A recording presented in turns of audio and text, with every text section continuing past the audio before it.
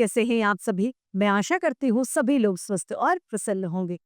आज हम हमारा पाठ वो हार गया को पढ़ेंगे और समझेंगे। आइए शुरू करते हैं इस पाठ को। ये है पाठ 16, वो हार गया। ये एक कहानी है। आइए शुरू करते हैं।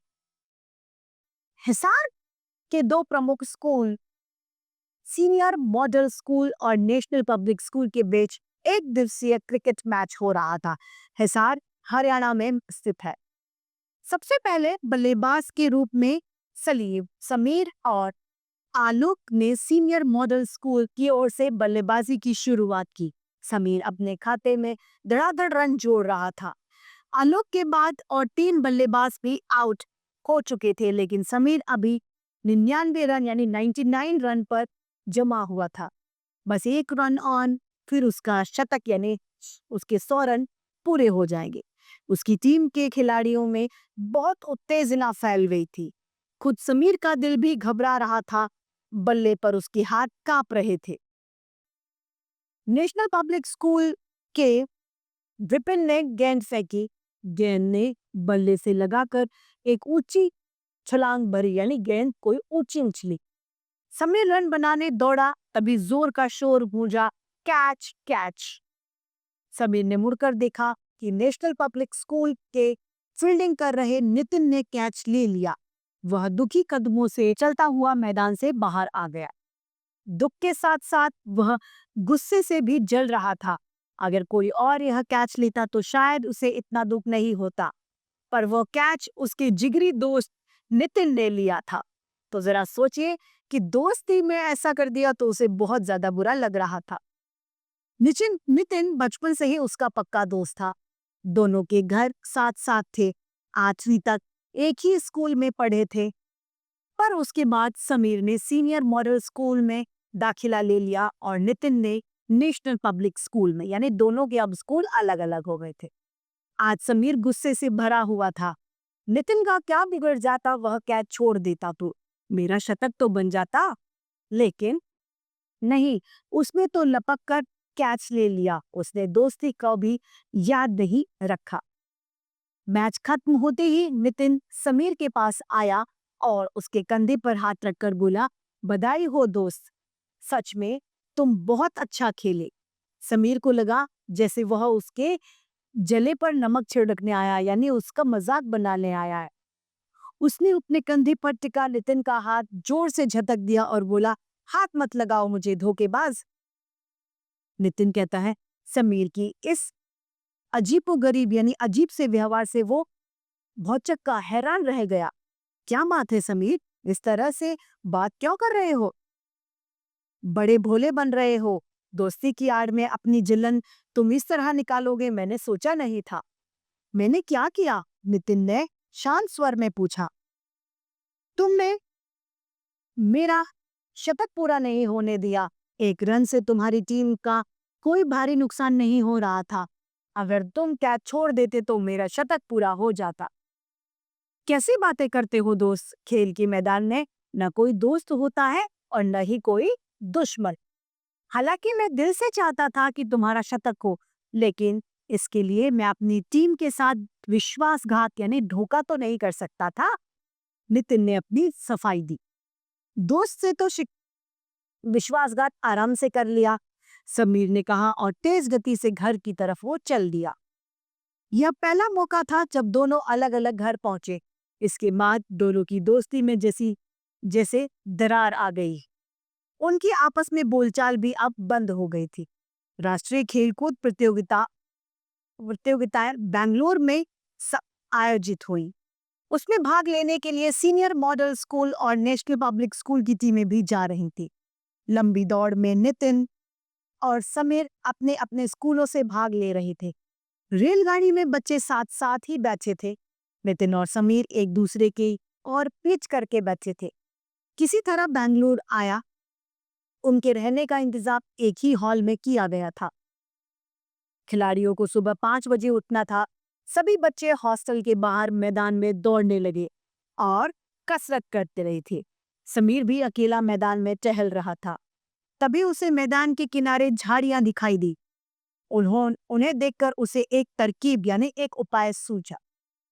लंबी दौड़ प्रतियोगिता शाम के 4 बजे शुरू होनी थी। नितिन अपना ट्रैक सूट लेकर बाथरूम में गया।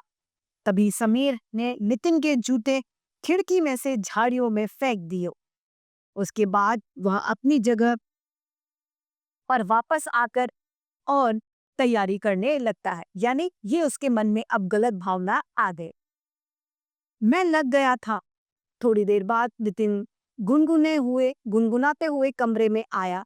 चारपाई पर बैठकर उसने सफेद जुराबें पहनी, फिर जूते पहनने के लिए उठा, लेकिन जूते अपनी जगह पर नहीं थे। नितिन ने उधर उधर पूरे कमरे में जूते ढूंढे, पर जूते हो तो मिले ना, जूते वहां पर थे ही नहीं तो मिलते कैसे। जूते न मिलने से नितिन दुखी हुआ और सोचने लगा, अब मैं बिना जूते के कैसे दौड़ूंगा। कनखियों से उसे ही देख रहा था। सब लड़के दौड़े प्रतियोगिता के लिए तैयार होकर नितिन को बुलाने आए। नितिन को उदास देखकर सबने उसकी उदासी का कारण पूछा। तभी नितिन ने दुखी होकर कहा, मेरे जूते खो गए हैं, इसलिए मैं प्रतियोगिता में भाग नहीं ले पाऊंगा। समीर मन ही मन बड़ा खुश हो रहा था कि अब नितिन दौड़ नहीं पाएगा। सभी खिलाड़ी दौड़ के लिए एक पंक्ति यानी एक लाइन में खड़े हो गए। नितिन भी दौड़ने के लिए आया था। 1 2 3 बोलते ही सभी धावक दौड़ पड़े। समीर बहुत तेज भाग रहा था, लेकिन उसे लग रहा था कि उसके दाएं बाएं भाग रहे 2 प्रतियोगी भी कुछ कम नहीं। वह उन्हें पीछे नहीं कर पा रहा था। तभी उसके कानों में नितिन की आवाज सुनाई दी, शाबाश समीर, और तेज, बहुत अच्छे। यानी वो अब भी अपनी दोस्ती का फर्ज निभा रहा था। दोस्त की आवाज सुनकर समीर के मन में जोश भर आया। उसने पूरा जी जान से दौड़ने की गति, अपनी दौड़ने की रफ्तार तेज कर दी। पूरी दौड़ के दौरान नितिन की आवाज उसी तरह गूंजती रही, और तेज समीर, और तेज, शाबाश। समीर के पाँव में जैसे पंख लग गए हो। वह तेजी से भागता रहा और लक्ष्य पर सबसे पहले पहुंच गया, यानी फिनिशिंग लाइन पर वो सबसे पहले पहुंचा। तभी समीर ने देखा कि सामने से नितिन आ रहा था।